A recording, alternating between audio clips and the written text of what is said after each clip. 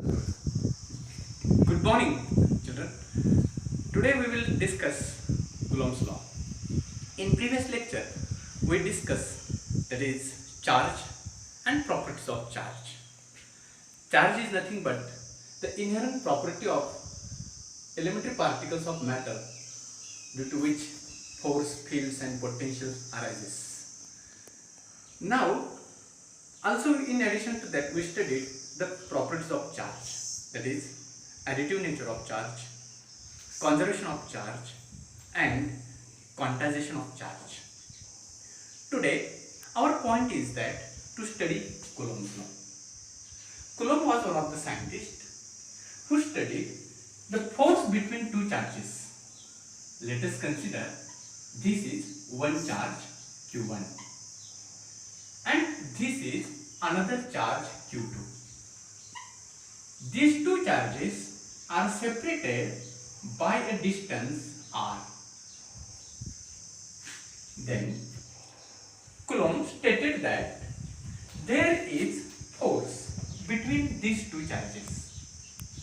Force may be attractive or repulsive, depend upon nature of the charges.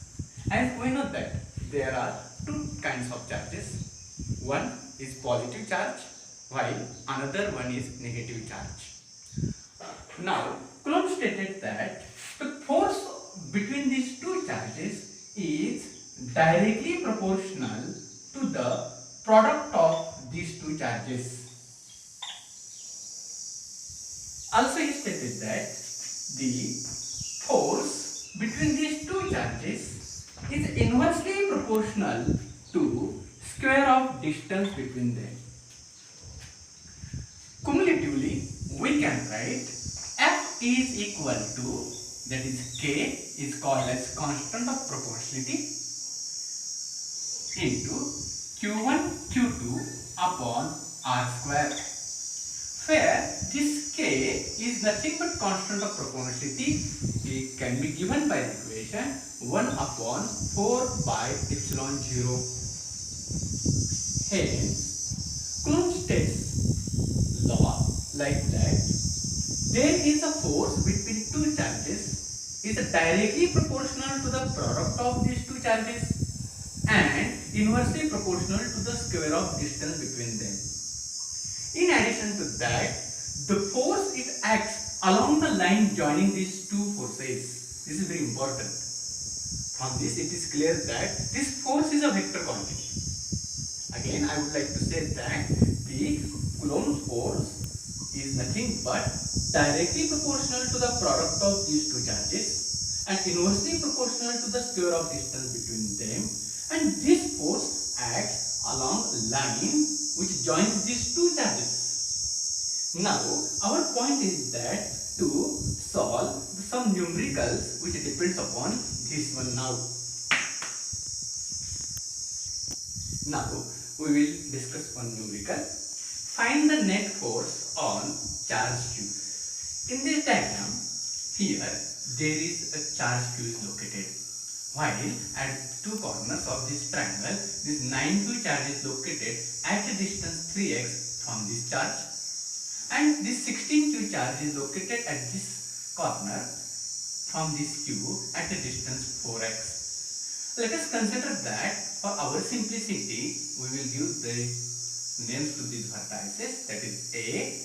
Let us consider this is a B and let us consider this is a C. Our point is that to find the net force on charge Q, we would like to find the force on this charge Q. Friends, please keep in mind very well. This Coulombian force is independent of other forces. It means that whatever may be the force between these two charges, it will not affected by any other charge. Hence, initially we will determine the individual charges, individual forces on this charge, and after that we will calculate the resultant force. Hence, first thing is that the force on this charge Q, small q, the force on this charge Q, this one now, due to this force, it means that we can write this force like that one. Now it directs along from this A to B, because let us consider this is also positive force, this is also positive force. This force is along this direction. We refer it is that it is along that directions AB, along AB, along AB. Hence, force on that of the Q, let us consider this is the F1 force. Hence, F1 is equal to K. Now, it is this one now, 9Q into this small q upon square of this distance, that is 3x square. Now, we will write now F1 is equal to K 9Q into this Q, square of this it is 9x square. This 9 and this 9 will get cancelled. Hence, this F1 can be written as K Q Q upon x square, equation number 1. Similarly, there is a force due to this 16Q on this small charge Q. It is in the direction like this. Let us, we will consider this is F2 force. It is along CB. Hence, from again Coulomb's law, we can write this F2 is equal to directly now K into this charge 16Q into small this Q upon square of the distance between them. The distance is 4x, hence 4x bracket square. This can be written as K 16Q into small q upon square of this, that is 16x square. This 16 and this 16 get cancelled, hence F2 is equal to K Q upon x square, equation number 2. Friends, if we observe the equation number 1 and equation number 2, it is clear that now for our simplicity, this F1 force and this F2 force is equal. We may refer it as simplicity for F. Now, we would like to find out the resultant force on this. Hence, now the resultant force on this, it is in this direction. We will draw this diagram here only. Now, let us consider this is a point B. It is a point B where this Q is charge is located. Due to this 9Q, force is in this direction. Let us consider this one now. That is F1. On this Q, due to this charge, force is directed in that direction. That is F2. In that direction. The resultant force is in this direction. Hence, we can determine this force by using simple mathematical operation. That is, let us consider in this direction, that is why it is F2. Hence, now our duty is that the resultant force F is equal to under root this F1 square plus this F2 square, but F1 and F2 are equal.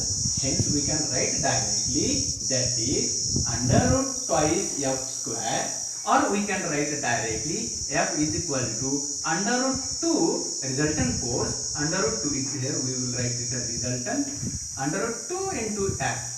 This is F resultant. Hence, friends,